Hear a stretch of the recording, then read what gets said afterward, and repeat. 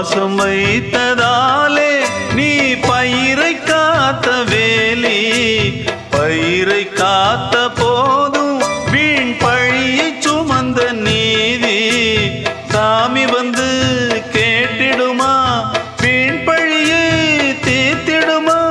விண்ணுக்கும் மண்ணுக்கும் சம்பந்தம் உண்டுன்னு சொன்னது யாரு? அது மன்னவன் பேரு.